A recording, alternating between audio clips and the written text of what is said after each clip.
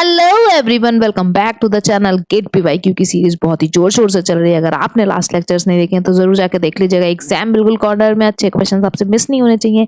ये ऐसी कन्वेंशनल के भी क्वेश्चंस हम कर रहे हैं जो कि गेट के लिए बहुत हेल्पफुल है। पहले क्वेश्चन की तरफ चलते हैं और ये है हमारा लेक्चर नंबर 23। तो पहला क्वेश्चन है हमारा, a hydraulic jump occur in a 1 metre wide horizontal. सबसे पहले हमें एक तो वाइड दे रखी है, बी की वैल्यू दे रखी है। अगर मैं बात करूं, बी की वैल्यू मुझको दे रखी है 1 मीटर। तो यहाँ से हम लिख लेते हैं बी की वैल्यू है हमें 1 मीटर वाइड दे रखा है, फ्रिक्शनलेस है, हॉरिजॉन्टल है, फ्रिक्शनलेस है, रेक्टेंगुलर चैनल है, ठीक है, with a pre jump depth of 0.2 metre. तो y1 की वैल्यू मुझे दे रखी है 0.2 मीटर, पोस्ट जंप में डेप्थ दे रखा है 1 मीटर। तो मतलब y2 की वैल्यू मुझे दे रखी है 1 metre. The value of g may be taken as, तो g की वैल्यू हम ले सकते हैं 10 मीटर पर सेकंड स्क्वायर, जो कि होती है 9.81, लेकिन यहाँ पर हमें बोला है तो क्वेश्चन में हम आराम से 10 मीटर पर सेकंड स्क्वायर लेंगे। The value of the specific force at the pre jump and the post jump section are same. तो स्पेसिफिक फोर्स की जो वैल्यू होती है, स्पेसिफिक फोर्स का अगर हम बात करें तो फॉर्मूला क्या होता है स्पेसिफिक फोर्स का? स्पेसिफिक अगर फोर्स की बात करें, दोनों ही जगह हमारी सेम है, और स्पेसिफिक फोर्स का फॉर्मूला हमारा होता है क्यू स्क्वायर अपॉन ए जी। क्यू स्क्वायर अपॉन ए जी ब्रैकेट में प्लस करेंगे ए वाई डैश, ठीक है। अगर हम बात करते हैं यहाँ पर, तो यहाँ पर ये हमें बोला गया है कि स्पेसिफिक फोर्स जो प्री जंप है और जो पोस्ट जंप है वो सेम है और इक्वल है। ये सेम है और इक्वल है, तो कितना इक्वल है इधर ये फाइंड करना है। तो मुझको यहाँ से ये सब फाइंड करना है। अब अगर हम क्वेश्चन की बात करें तो हमको एक चीज पता है, हमें क्यू निकालना पड़ेगा। क्यू निकालने के लिए हम क्या करेंगे, मुझे y1 और y2 पता है। देखो y1 y2 पता है, तो मुझे ये वाला फॉर्मूला पता है ना, q square upon g. Q square upon g is equals to y1 y2, bracket में हमारा y1 प्लस y2 और नीचे हमारा अपॉन में आ जाएगा 2।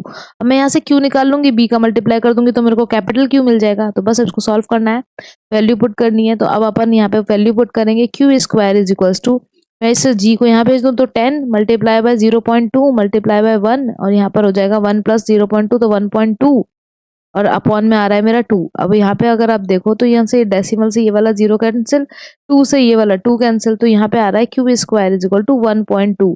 तो क्यूब इज इक्वल्स टू आएगा मेरा, क्यूब जब हम इसका अंडर रूट लेंगे तो ये आएगा approximately 1.095 metre cube per second पर मीटर। ये तो मेरा क्यू, स्मॉल क्यू की वैल्यू है, पर मुझे क्या चाहिए, कैपिटल क्यू चाहिए।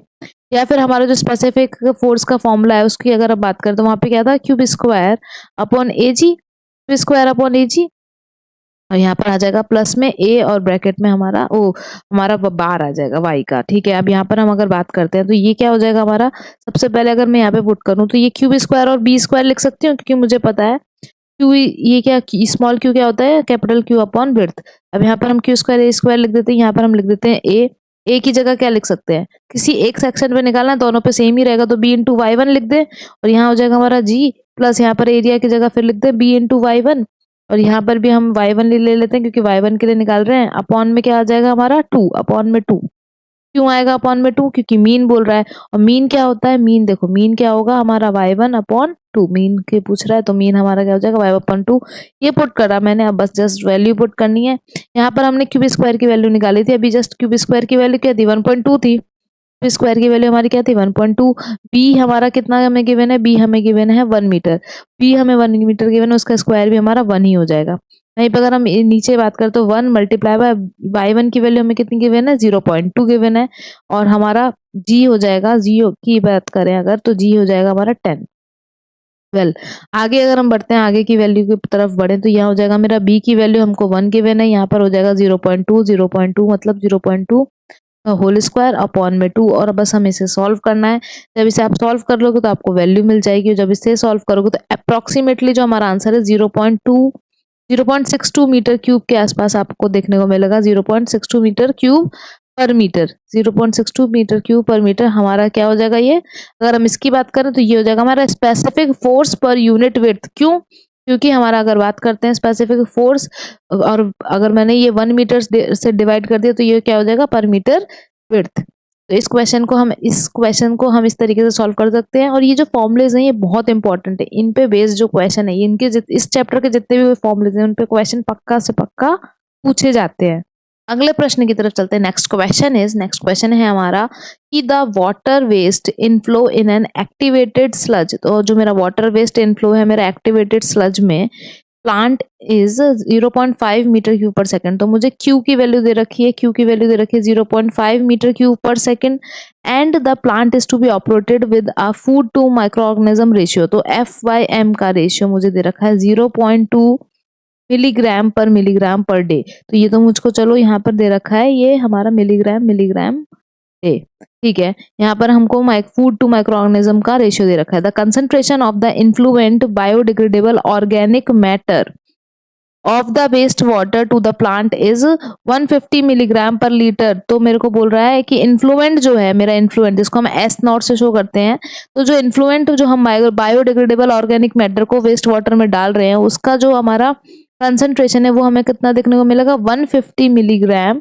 पर लीटर। तो 1 लीटर में 150 मिलीग्राम देखने को मिलेगा। The mixed liquor volatile suspended solid concentration to be maintained in the plant is 2000 milligram per litre. तो जो हमारा मिक्स्ड MLSS जिसे बोलते हैं, mixed liquor volatile suspended solid, ये एक्टिवेटेड स्लज का क्वेश्चन है अगर हम बात करें। तो ये जो हमारा ASP का क्वेश्चन है, तो ये जो मिक्स्ड MLSS की जो वैल्यू है, MLSS को X से भी शो करते हैं या फिर MLSS जो है, अगर MLSS की बात करें तो ये हमें कितना गिवन है, ये है हमें 2000 milligram per litre, assuming the complete removal of biodegradable organic matter in the tank. तो पूरा का पूरा जो हमारा बायोडिग्रेडेबल ऑर्गेनिक मैटर है वो पूरा रिमूव हो रहा है। तो वॉल्यूम ऑफ एरेशन टैंक हमें बताना है कि इसका कितना वॉल्यूम होगा। तो हमें ये फॉर्मूला पता है, F/M is equals to Q0 S0 upon में क्या आ जाएगा, वॉल्यूम मल्टीप्लाई बाय X, ये मल्टीप्लाई बाय X। अब इसको वॉल्यूम को अगर पुट करते हैं, F/M की वैल्यू दे रखी है 0.2, Q0 की वैल्यू है 0.5। अगर हम बात करते हैं यहाँ पर, तो 0.5 पर मीटर सेकेंड है, यहाँ पर आप देखो डे में गिवन है, तो मैं इसको कन्वर्ट करूंगी। जब कन्वर्ट करेंगे तो मल्टीप्लाई करेंगे 864,000 से, तो ये हमारा पर डे में कन्वर्ट हो गया। यहाँ पर हमारा 150 मिलीग्राम पर लीटर, ठीक है। नीचे भी मेरा क्या आएगा, वॉल्यूम, और यहाँ पे आ जाएगा 150 मिलीग्राम पर लीटर। तो यहाँ से मेरे को आराम से हम इसको सॉल्व कर सकते हैं। जब इसको सॉल्व करेंगे तो V की वैल्यू यहाँ भेज दो और 0.2 को नीचे ले आओ, तो V की वैल्यू यहाँ आ जाएगी और ये सब 0.2 नीचे आ जाएगा। तो मेरी जो वैल्यू आएगी वो 16200 मीटर क्यूब, 16200 मीटर क्यूब आएगी हमारी वॉल्यूम। तो ये जो है मेरा वॉल्यूम निकल के आ रहा है, ये वॉल्यूम निकल के आ रहा है एरिएशन टैंक का। एक क्वेश्चन अच्छा था और ये फॉर्मूला बहुत इंपॉर्टेंट है, इस पे बहुत सारे क्वेश्चन पूछे जाते हैं, ये फॉर्मूला भी इंपॉर्टेंट है। तो जितने भी इंपॉर्टेंट फॉर्मूलाज हैं इनको एक पेज पे लिख लो कि जब जिस दिन रिवीजन करना हो लास्ट डे पे आप आराम से कर सकते। Let's move to the next question. Next question हमारा बहुत ही बेहतरीन क्वेश्चन है, सॉइल मैकेनिक्स का क्वेश्चन है, रिटेनिंग वॉल का क्वेश्चन है। क्वेश्चन कह रहा है vertical trench is excavated in a clayey soil. तो क्लेई सॉइल है, मतलब फाई की वैल्यू क्या हो गई 0, फाई की वैल्यू 0 होते ही हमारी के की वैल्यू क्या हो जाएगी, के की वैल्यू हो जाएगी 1। वेल वहीं पर अगर हम बात करें deposit having a surcharge load of 30 kPa, तो क्यू की वैल्यू मुझे दे रखी है 30 kPa और जो हमारा फ्लूइड है उसकी यूनिट वेट हमें दे रखा है 12 किलो न्यूटन पर मीटर क्यूब। तो हमारा जो गामा डब्ल्यू है, अगर हम बात करते हैं गामा डब्ल्यू की, तो वो हो जाएगा हमारा 12 किलो न्यूटन पर मीटर क्यूब। ठीक है, आगे बढ़ते हैं। Is poured into the trench, जो हमारा ट्रेंच है, to prevent collapse as the excavation proceed. और हमें ये एज्यूम करना है, assume that the fluid is not seeping through the soil. तो जो वाटर है वो हमारे सॉइल डिपॉजिट से कोई भी सीप करके नहीं जा रहा है। If undrained cohesion of the clay deposit is 20 kPa, तो मेरा जो कोहेजन है, जो क्ले का, जो सी की वैल्यू दे रखी है, सी की वैल्यू मुझको दे रखी है 20 kPa, सी की वैल्यू हमें दे रखी है 20 kPa। और जो गामा सैचुरेटेड है, गामा सैचुरेटेड जो हमारा है, सैचुरेटेड यूनिट वेट जो गामा सैचुरेटेड की वैल्यू दे रखी है वो हमें दे रखा है 18 किलो न्यूटन पर मीटर क्यूब। क्वेश्चन बोल रहा है कि what is the maximum depth of unsupported excavation. जो हमारी एक्सकवेशन है उसका अनसपोर्टेड एक्सकवेशन का जो डेप्थ है वो कितना हो जाएगा। सबसे पहले हमारे पास हम देखते हैं, यहाँ पर हमने बनाया ये h हाइट की हमारे पास वॉल होगी। मान लो h हाइट की वॉल है जिसपे वाटर भी है हमारा, तो यहाँ पर हमारा जो हाइड्रोलिक प्रेशर भी लग रहा होगा। ठीक है, आगे बढ़ते हैं। तो अगर हम इसकी बात करें, यहाँ पर हमें पता है कि सरचार्ज भी लग रहा है। अगर हम सरचार्ज की बात करें तो हमारा क्यू की वैल्यू हमें कितनी को देखने को मिली, 30 kPa का सरचार्ज भी लग रहा है। वेल अगर हम इसकी बात करते हैं, हम यहाँ पर बात करें तो हमें एक एक्टिव अर्थ प्रेशर का डायग्राम बनाना है। तो हमें पता कहीं पे जाके तो वो 0 होता है, हमें यहाँ पर पता है। तो अब अगर हम इसको मान लेते हैं Z0, मान लेते हैं कि किसी Z0 हाइट पे वो हमारा जो प्रेशर है, जो हमारा एक्टिव अर्थ प्रेशर है, वो हमारा 0 होगा। तो अब आगे बढ़ते हैं, क्वेश्चन को किस तरीके से सॉल्व करेंगे। सबसे पहले अगर हम बात करें तो इक्वेशन क्या होगी, हमारी इक्वेशन क्या होती है। अगर हम इक्वेशन की बात करें तो sigma H is equals to KA gamma z K A gamma Z minus में क्या हो जाएगा 2c, माइनस में क्या हो जाएगा 2c, अंडर रूट में क्या हो जाएगा के ए। लेकिन अब आपको क्या देखो यहाँ पर हमारा वाटर की वजह से भी तो लग रहा है, तो gamma W into Z minus में करेंगे और प्लस में हमारा सरचार्ज भी तो लग रहा है, तो जो हमारा के की वैल्यू है, जो हमारा के ए की वैल्यू है वो हमारा सरचार्ज में भी तो ऐड करेंगे, तो ये पूरी इक्वेशन बनेगी। अब सबसे पहले ये इक्वेशन बनी तो हम इसको सॉल्व करेंगे। अब इसको सॉल्व करने के लिए क्या करेंगे, सिग्मा जेड को हम निकालेंगे। एक बार यहाँ लिख लेते हैं कि ए गामा जेड था, फिर हमारे अगर बात करें माइनस में क्या हो जाएगा 2c, माइनस का 2c अंडर रूट में के ए, फिर हमारा जो वाटर का था उसको भी माइनस करना है हमें, तो वो हो जाएगा 12 इंटू जेड, हमारा डब्ल्यू 12 इंटू जेड दे रखा था गामा डब्ल्यू की वैल्यू। और अगर प्लस की बात करें तो यहाँ पर क्या हो जाएगा मेरा, प्लस में हो जाएगा 20, क्योंकि क्यू की वैल्यू मेरी क्या है 20 है, तो प्लस में हो जाएगा 20। ठीक है, अब अगर at z is equal to zero पे बात करते हैं, सबसे पहले हमारा at z is equal to zero, ये जो है मेरा ये जेड इक्वल्स टू जीरो है। जेड इक्वल्स टू जीरो पे क्या हो जाएगा, जेड इक्वल्स टू जीरो पे हमारा जो वैल्यू है इसकी बात करते हैं, तो सी की वैल्यू मुझे दे रखी है 20 और क्यू की वैल्यू मुझे 30 दे रखी है। 20 लिख दिया मैंने, यहाँ पर मेरा 30 होना चाहिए था, 30। वेल तो अगर पुट करते हैं हम, सबसे पहले अगर पुट करें सिग्मा जेड की वैल्यू पुट करते हैं तो ये हो जाएगा मेरा, ये ए की वैल्यू मुझे पता है, यहाँ पर मेरा जीरो हो जाएगा क्योंकि जेड की वैल्यू मेरी जीरो थी, पूरा जीरो गया, माइनस से शुरू होगा, माइनस का 2 इंटू सी, 2c, सी की वैल्यू मुझे कितनी की मैंने 20, माइनस का 2 इंटू सी। वेल प्लस में क्या हो जाएगा मेरा, प्लस में क्या हो जाएगा, जेड की वैल्यू यहाँ पे भी जीरो थी, ये भी जीरो, प्लस का 30। तो अब हम इसको सॉल्व करेंगे तो हो जाएगा माइनस का 40 और माइनस का 40 plus 30 is equals to minus का 10 किलो न्यूटन पर मीटर स्क्वायर। ठीक है, ये तो मेरा sigma z at z equals to zero आ गया। तो यहाँ पे मेरा कितना वैल्यू आ रही है, माइनस का 10, यहाँ कहीं जीरो आएगी, मुझे पता है, इसको जीरो कर देते हैं। अगर मैं जीरो कर दूं at z equals to z naught पर, मेरा जो सिग्मा जेड है वो कितना हो जाएगा, जीरो के इक्वल हो जाएगा। तो मैं इस इक्वेशन में पुट करूं अगर, तो के की वैल्यू मेरे को 1 पता है और गामा की वैल्यू मेरी 18 है, तो 18 into Z not, 18 into Z not, क्योंकि जेड की वैल्यू जेड नॉट कर दी मैंने, माइनस का क्या हो जाएगा, ये पूरा हमारा माइनस 2c अंडर रूट के की वैल्यू कितनी आ गई 40, माइनस का 40 हो जाएगा क्योंकि 2 मल्टीप्लाई बाय 20 इंटू 1, तो माइनस का 40। ठीक है, माइनस का 40 हो जाएगा, माइनस का 12 जेड नॉट, क्योंकि जेड की वैल्यू जेड नॉट हो गई, प्लस का 30। इसको अगर मैं जेड के, इसको मैं जीरो के इक्वल करूंगी तो यहाँ से 18 माइनस ये, तो 6 जेड नॉट हो जाएगा, 6 z naught minus 10 is equals to zero. तो z naught is equal to 10 upon 6, यहाँ से मैं जेड नॉट निकालूंगी, कितने हाइट पे मेरा जो स्ट्रेस है वो जीरो हो रहा है, जो मेरा प्रेशर है वो जीरो हो रहा है, तो ये मेरी हाइट यहाँ से आ जाएगी, जेड नॉट की वैल्यू आएगी अप्रोक्सीमेटली 1.66 मीटर। तो जेड नॉट की वैल्यू यहाँ से आई मेरी 1.66 मीटर, मतलब क्या है, यहाँ पर मेरा 1.66 मीटर ऊपर से यहाँ पर मेरा जो प्रेशर है वो जीरो देखने को मिलेगा।